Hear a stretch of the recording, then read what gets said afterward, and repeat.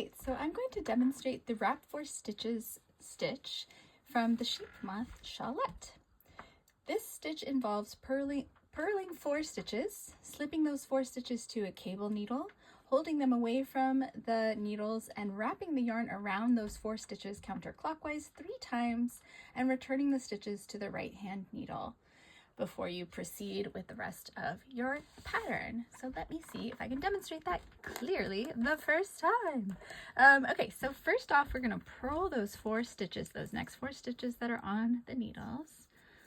1, 2, 3, and 4. Yay! Okay, and then we're gonna take our cable needle, and granted this one is a little bit skinny, but that's okay, she'll still do the job. And I'm gonna slip those 4 purled stitches that I just purled onto my cable needle, just like that. And now from above, you can kind of see the direction I want to go is counterclockwise around the stitches. So I'm gonna see if that can be really clear.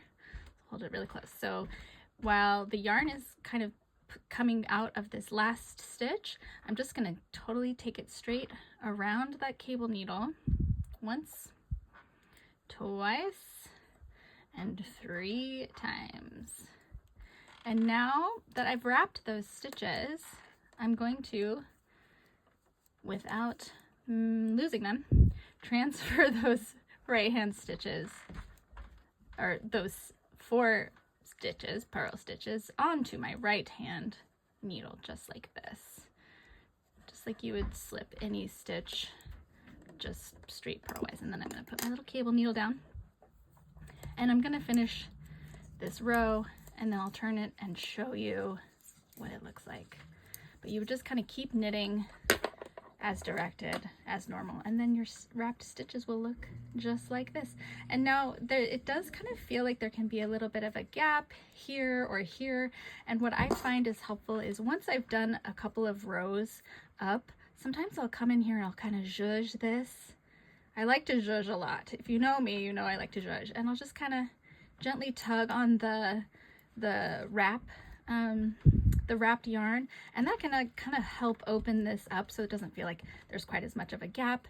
And also knitting across these stitches again will help to kind of bring them together. So if you're feeling uncomfortable with these big gaps, or you have some really big gaps, or this is really tight here, try not to wrap this too tightly, because then you'll have a little bit more room to zhuzh them, as I like to say, and the stitches will spread out a little bit, and it'll feel like less like a strangled situation here, and it'll look nice and clean and pretty, just like in the pattern, or any pattern that you want to use this stitch for. So enjoy.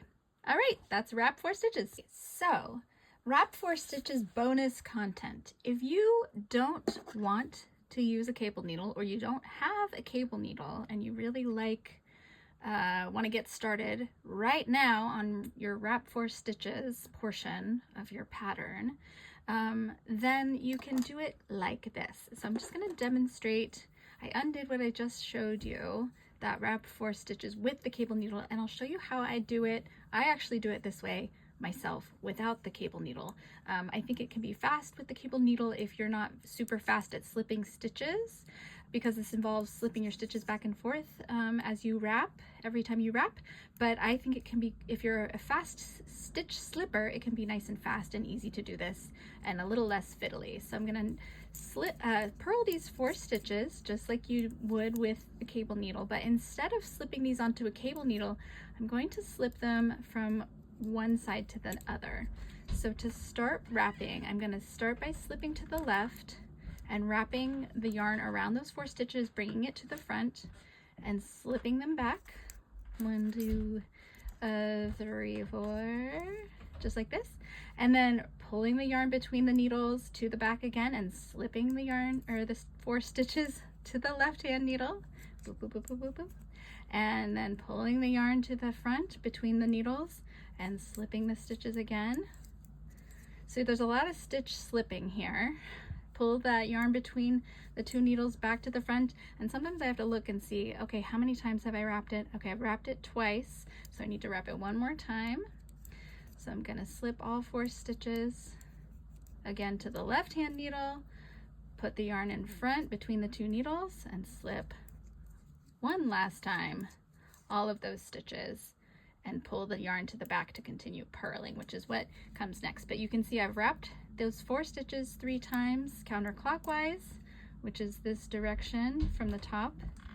And I'm going to keep on purling to finish up, and I'll show you what it looks like. It should look pretty similar, pretty much the same as with the cable needle. So you don't have to have a cable needle to accomplish this stitch. It just can be handy, and if you like to use a cable needle, it would be faster. But I like to kind of live free and easy without extra tools sometimes, and then I just know I can accomplish it that way. All right, hope that helps.